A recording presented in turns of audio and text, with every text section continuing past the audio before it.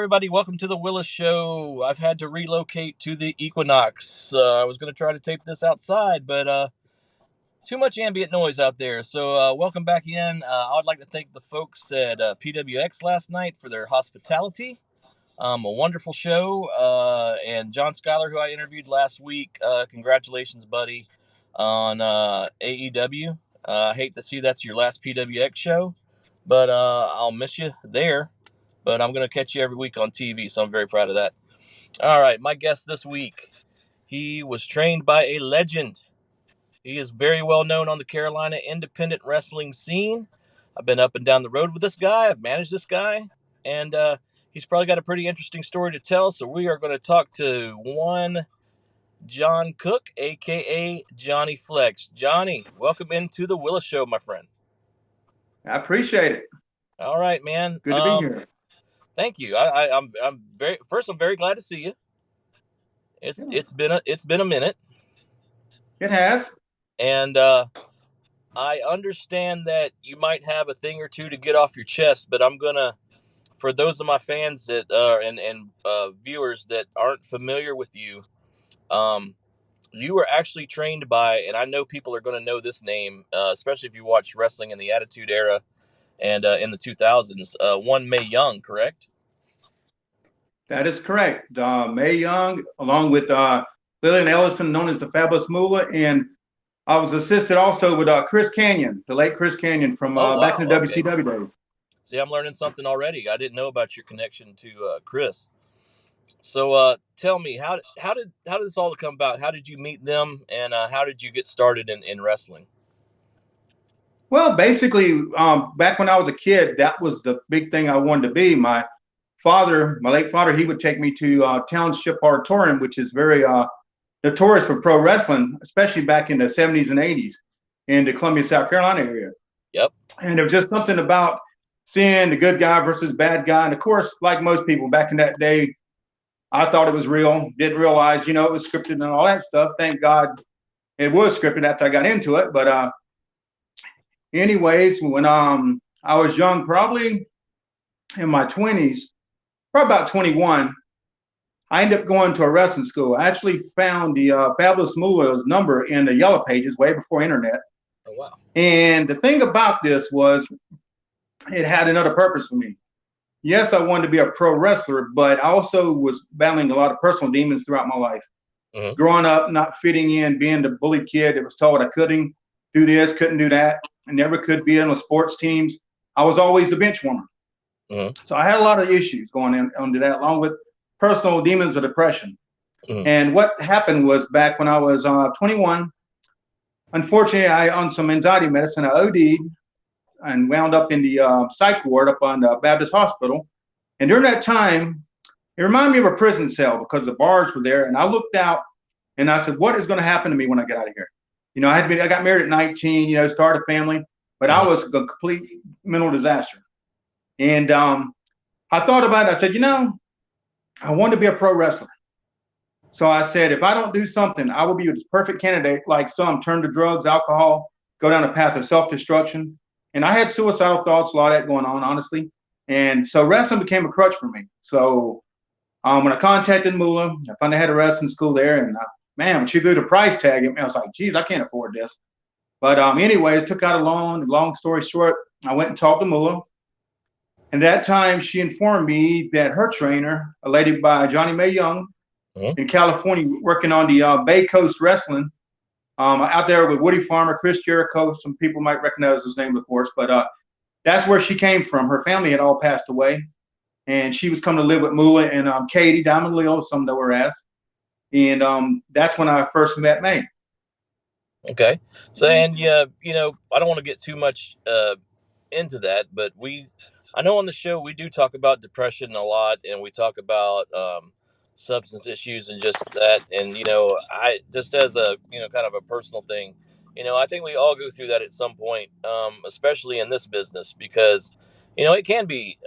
And I don't want to diss pro wrestling. I would never do that, but there are times where it's tough, and then sometimes you have issues even before you get into the sport. So I can certainly understand that.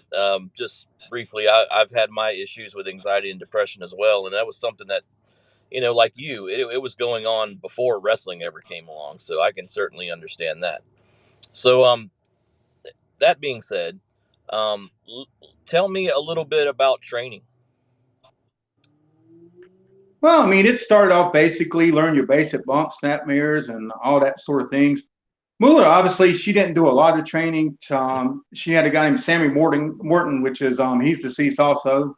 Rest in peace, Sammy. Him along with Chris Cannon used to work with me behind the scenes, and some of the other guys known as Mueller's boys would come out and work out with me in the ring. Got to admit that was the hardest ring I've ever been in. Yeah, Wasn't very well padded. right. I was gonna say, I was like, okay, I know about the basics, but how hard was? Yeah, how tough was it? How hard was the ring? I remember being in a That hard was ring. a hard ring. That was a hard ring. First suplex I took on that mat, it was like, good Lord, I never expected that kind of impact. And everybody says, oh, it's a trampoline or a mattress. No, not at all. Oh yeah, we've heard that from several people. It wasn't like a converted boxing ring like Susan Green's, was it? I'm not so sure of that, but Mueller believed in having a hard ring. She said if you could take a bump there, you could take a bump anywhere. So Yeah, she had a ring on purposely hard like that. yep, toughens you up. Sure does. Yep.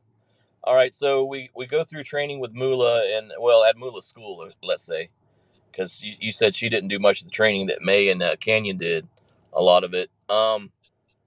So how long does that take to get through wrestling school? It was about 3 months for me. Okay. So I think it was like in September of '92 and December 12th of '92, I had my first match. We met State Fairgrounds in Orangeburg Okay. is where we had that one at. Wasn't a big crowd by any means, but it was a good place to get a start and all. And that was actually my first match along with Mae Young, which was pretty entertaining actually. So it was a tag match? Well, no, she managed me, but it was kind She of funny managed. because yeah, she was like May was like I would get the referee's attention and she would do the dirty work. So it looked like I was only a kid at the time, so people start calling me Mama's boy, and it kind of stuck. And it was like she would do all the dirty work for me, and she really was genuinely tough. I mean, May was with nobody to play around with. Yeah, I know. I've heard all the stories about. Unfortunately, I didn't get to know either one of them personally, but I heard all the stories, and I mean, the women wrestlers from that era that I have met. Of course, I met Susan Green and Judy Martin from that same type of cloth. You said so. I know those women were especially tough. Right. And if they're going to hit a man, they're going to hit him. There's there's no working punches about getting hit by one of them. I can promise you, your jaw's going to sting for weeks. you know. You know, May Young actually had a spot there. I was no uncomfortable doing it first. The first match I had, Uh huh. it's one of these situations where my opponent Sammy, she grabbed him in the corner, and basically I did like a running spear. He sidestepped, and I was to tackle her on the floor, but it's concrete. I'm thinking this lady's 70 years old. I said, how can I do that? Mm-hmm. So, but I did it. That lady, she got me off the floor before I did. Yanked me up by the hair of my head, told me to get in the ring, and I mean it was like really. So she know how to. Yeah, so I was like, wow. I was afraid she'd break a hip or something. Yeah, they were pretty amazing. If anybody goes back and watches, her take that power bomb from the Dudleys through that table. I mean, that should have told you right there how tough she was. And of course, you got to experience it firsthand. That's so cool, man. I'm amazed at what Mula and May could do out there. And they were, like I said, they were at the tail end of their career. But I mean, damn, between the toughness and the comedy and everything, they were golden. They were absolutely golden on television. It was great to see them. Excuse me. That's all good. I love that frozen coffee, man. I'm sorry. It seems so unprofessional, but it's my show. What the hell? So, I hear you, man. so we go from that first match in Orangeburg. We met in Camden, South Carolina. Is that correct? I know it was Bob Keller's show. Yeah, Shane Shadows, right? Yep. You and Shane Shadows. I think that's the first time we ever met. And I recall a no-show by a certain WWE Hall of Famer. He was kind of notorious for that because So that's kind of big shoes to fill in for a legend. Yeah, I don't want to say the name because I don't want to. I mean, I've got enough heat on this show already. Well, let's put it this way: if we want to drop a hint, it goes along with a famous holiday in February, and that's all I'm going to say about that. So, Ah, and I wish I had Keller here to fill in some of these details. So he actually attended the signing the day before, and then the story I got was he took another booking somewhere else and kayfabed the show. Um, right, so we had our work cut out for us. I didn't really know you. Um, right. we didn't know each other, and somehow we kind of made it work. Yeah, I think so. Yeah, it turned out pretty good. I remember jump in here anytime, John, and correct me if I'm telling this story wrong. I was supposed to referee, and Bob pulled me aside and said, "We've got an issue. We need to do something different for this main event because And I think the job that we did, and kudos to Shane Shadows as well. I've known that guy for a long time. He's a complete professional. We made people forget that that other guy was supposed to be there. Let's put it that way. I think we went out there and got plenty of heat. Thought we did a heck of a job. Match turned out great. There you go. Do Yeah, you I have? remember he had one stiff hand though. Yeah, he does. He does. He's I old. was He's like, very. damn, he lit me up pretty good on that one. I was like, wow. But it is what it is. Do you have any? Well, he lit me up with a slap, and I knew he would. Yeah, During me too. We got during the both the ring with promo. that one. Yeah. So, do you have any other like recollections of that match that you would want to tell people? But that particular one, not so much. I don't even recall it being a main event, but now I believe it was. But It was geez, my either ears main were or ringing so semi-main. hard. Yeah. Yeah, my ears were ringing so hard after that slap I took. I was like, geez, I probably wouldn't even think it straight. Yeah. But we got through it though. This is, and I'm trying to set up for folks that don't know. They've never been around the business or don't know the business. That Right, things can change on the fly. So here I am. I've got ref gear. I had part of my manager gear with me, but I didn't have my suit coat, right, which actually worked out better for us because I think I was like, well, do you got an extra headband? Do you got this? So I basically went out there like your coach. right, And I think we need to explain to people your moniker is Johnny Flex. You were very right. much a Richard Simmons, one of those infomercials you see late night television about getting in shape. I was kind of thinking back to some of those old gimmicks. Like, I think there was a guy called the Coach at WWE at one point, managed Mr. Perfect for a little while. Yeah, I remember that.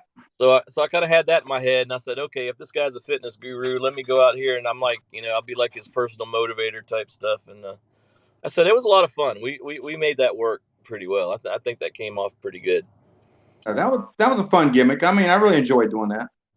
So from there, there's a little bit of gap between me and you, but was that typically your area, Columbia, Orangeburg, where you were working at the time? And we're talking South Carolina here, folks, just for people that don't know. Well, it was, but after a while, I broke away from like Mullah's school and went out on my own. And I think it's USWF or something like that. A lot of matches up in Aiken County.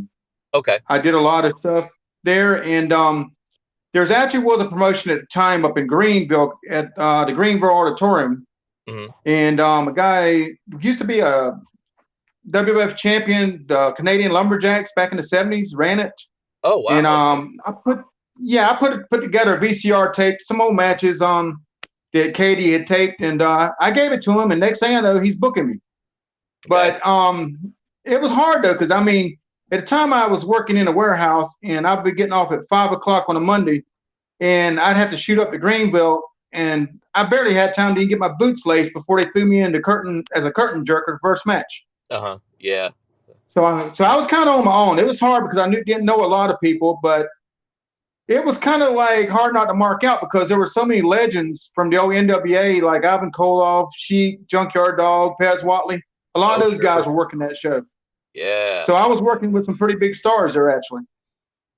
Yeah, and that's the thing. I mean, I want to explain it to people. It's because, like I said, it's if you haven't been around pro wrestling, it's a world you don't really understand. You get into the business and you meet the people that you grew up watching on television are now your Right. contemporaries, right?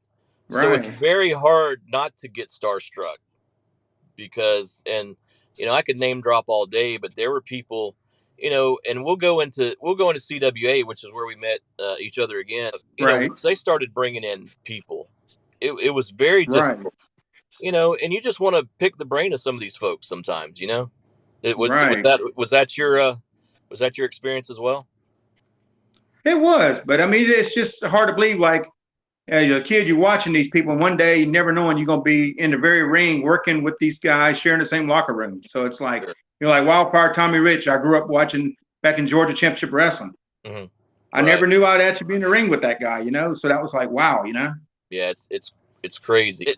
For regular folk, it would be like if you meet some movie star out on the street and they hang out with you for like an hour. 2005 or six. It was definitely six. I might have got there toward the tail end of five, but there you were, and you were still Johnny Flex. Um, right? so I know you've talked a little bit about this on the internet, um, Right. on Facebook, but just let me ask you a question. At that time, were you feeling typecast in your flexercise? Your role there, because I know eventually you'd want to do something different, and I hope I pointed you somewhat in a decent direction. I don't know. Yeah, I mean, it wasn't so much the character, but I did know how to wrestle. I probably wasn't the best wrestler, obviously, not by a long shot, but I knew more than just, a comical gimmick. And I didn't like being stereotyped to the point where when they thought of me, that's all I was good for. I just, Mhm. because there's more to me than people realize. But I've been so caught up in these silly gimmicks Mhm. throughout my time in wrestling. It's just like you get to feel like that's what everybody expects, so that's what you do. And you become that person, regardless if you feel like you may have more to offer. And you just kind of get caught in a trap. So describe that time a little bit. If we elaborate a little further, because I remember. I don't know, John. I don't know how I got part of the book in CWA. I wish I could tell you Right? that story, but it just kind of Right? happened. Um, I remember somebody saying, "Well, I think Jason's got a lot of good ideas. He could contribute something to the show." And I told this story a couple weeks ago when I interviewed Johnny Blaze. CWA, which started out as the Christian Wrestling Alliance, and I lost my religion really quickly there. Sometimes it came to a point where I think they realized that was going to limit us, and I really think that was a thing to get us in some of the buildings we were in. Quite honestly, and then it became Champions with Attitude, which I thought was a much better moniker for us. It didn't quite limit us. So Right? CWA was actually a committee booking wise. Um, Right? so if you don't know this, I'm spilling secrets, but basically, Benny Ulmer, Kick Booty, was the money man.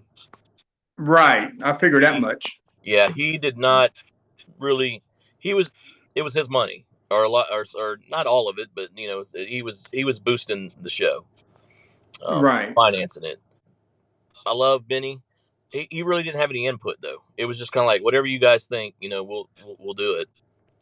Denim Dave, Dave Garrick, was pretty much the matchmaker. Um, and Right. then I would really more or less my role was to contribute creatively along with Dusty Jackson, Right. who was like the genius video guy that we had, and I still put him over every day if anybody ever mentions that promotion. So so that was kind of it. It was kind of weird. Roger was the promoter, and like promoters do when it's their baby, and I'm not trying to cause heat with a guy, again, because we had some, but he got promoter syndrome where he felt like he had to be out there numerous times, And in a way, I kind of understand it because one, if you run a promotion, the guy you can count on the most is yourself. He just wanted, he liked the spotlight, like we all do. I mean, eventually we all crave it. And so you want to be out there a lot. Do you agree? Oh, definitely. I miss it every day. And where I'm going with this long ramble is one day I think you came up to me and said, Jason, I think I need to turn heel. Or was that something Roger or David brought up to you first? Well, I think I brung it up to them, but it was just I just needed a change. I just kind of felt like I wasn't getting a lot of respect, in the character and gimmick I was in. And so I just felt like, well, I was originally trained to be a heel by Mae Young anyway. I was better as a heel before I did start doing all these silly gimmicks. Now, did you feel And I that kind of wanted. from like quote unquote the office? Like you think we felt that way, or you're feeling that from fans, or were you just you felt pressure within yourself? I guess I want to ask. Maybe some within myself, but truthfully, I mean, I think regardless, I connected with the fans because I Absolutely, I felt like agree I with got. that. I could get a pop easy Mm-hmm. coming out that curtain every time because I just being myself could connect with the people. Yeah, So that wasn't an issue. But the same token, I just felt like, unless I changed, I was never going to go anywhere or get a push, so to speak. I would always be sure. back on the bench on the sidelines eventually. And that's something I didn't want. I'll say for my part in it, I can't speak for David, Roger, anybody else. The fitness thing was over, man. Especially in Orangeburg. Orangeburg was like easy. And Right. when It I was. and when I say easy, like those were hardcore wrestling fans. Most of them grew up with the Crockett's, and Right. they just loved wrestling. And it didn't take much to get a pop in CWA. No, not at all. If you were like really super good, you'd be like Josh Magnum, where you could have ran for mayor. Oh, definitely. So, but tell me if this story is accurate, and this is what I remember. So, sometimes Okay. I get a little fuzzy. Right. We were probably in the locker room or backstage, and you said something like, I'm paraphrasing here. Hey man, I think I really need to change. I think I want to turn heel. And I said, just off the top of my head, I said, well, everybody hates Canadians, or at Yeah, that least, John Pierre. Yeah, you or at created least, John Pierre. yeah, at least in the United States. So, yeah, I don't want to take credit for creating it. I think I gave you the idea and you ran with it. There you go. So Well, I I'll guess take I pulled it off okay. I don't know. I like to think I did pretty decent with it. yeah, I'll take credit with the idea. We started putting you in black tight. Well, you put yourself in black tights, started carrying the flag out there, and I remember you cut a very impassioned promo. And it's like, I'm tired of being a joke. My name is Flex, and then eventually we led into the Canadian stuff, and there again, Right. now you're over as a heel. He doesn't like these Johnny, I don't know what you're doing out here, buddy. This better be important. Oh, it's important, all right. I've been out here for last year like some Richard Simmons clown. I've been in this business 14 years, and I'm not taking it. These people don't respect me. I mean, look at them. They don't even respect themselves. You go ahead and eat the moon pies to fair pigs all of you. You disgust me. Make a clown out of me? No more. And I'll take. Shut up. Don't even look at me. And Roger, I want an apology from you. But you should apologize first. Give me an apology for your disrespect. Your name is Flex. Right. So that being said, how was that John Pierre Flex run? Oh, I thought it was great, but I never knew how serious some people took that. First of all, a Southern accent. I've never been to Canada, Right, and of here it is. course. And there's a lady out there literally with a blade ready to stick me, and the nugs pointing her out to me. She despised me that bad, and I'm like, really? Could I get that much heat off of somebody? But apparently, I did. Well, I think I know which one you're talking about, and she was old school to the core. God bless her. I don't think she's alive anymore. We definitely had a cast of characters out in the crowd. Oh yeah, that was fun. You had your certain fans you could definitely, play to. I remember her and another little old lady. We called them the grandmas. Yeah, that was a lot of fun. Me and old Malachi. There was a couple of guys out in the audience. Do you remember? Oh gosh, the old Muppet Show. Stadler and Wardorf, they sat up in the balcony and always ripped on everybody. Yeah. So they're the two older gentlemen that would sit out there, and we called them the Muppets because that's who they looked like was Statler and Wardorf. So, oh man, there's just gosh, this is your interview. I don't want to take it over because so many. No, it's all good, man. So many stories I could tell about that promotion.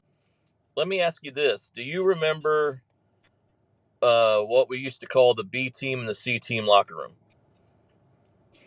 Yeah, I do. The kind of like, all the like big egos and all would be on one side, and all I guess the nobodies be on the other side. I would think. Well, I don't know about the egos, but it was like more like, yeah, the kind of more of the top guys, I guess. Yeah. Or the guys that had been there from the beginning or whatever. So they're all over here. Right. And we're the out of town guys. Now I guess I'm supposed to be neutral because I'm a commentator, but I always dress with the boys. Right. I was B team or C team all the way. You know what I mean? I was like, right. I'm like, because most of those guys were my friends, and I said, hey, I'm dressing where you guys dress. I'm not going to go over here and be part of the office unless they go over there and tell me and say, hey, we need you over here. You're always getting some note and somebody whispering in your ear. And one day I said, Roger, why don't you just go get a headset so you can tell me all this so you don't have to come out, 19 times during the show. I was always, I just remember commentary, and he was always poking his head through the curtain and said, make sure you mention this, make sure you mention that. And I was like, you give me a run sheet every time. Can you put some notes in there? And then you don't have to tell me 50 times. Right. I'm going to push the fast forward button on this. I got in a little trouble there. And I was gone. And I remember the last angle that we ran was for general manager of CWA, president of CWA, something like that. Right. And I got in that role. Yeah. And then that's the role you ended up taking over, which in the original creative plans, that was the plan anyway. Right. But I'm gone and I'm no longer part of creative.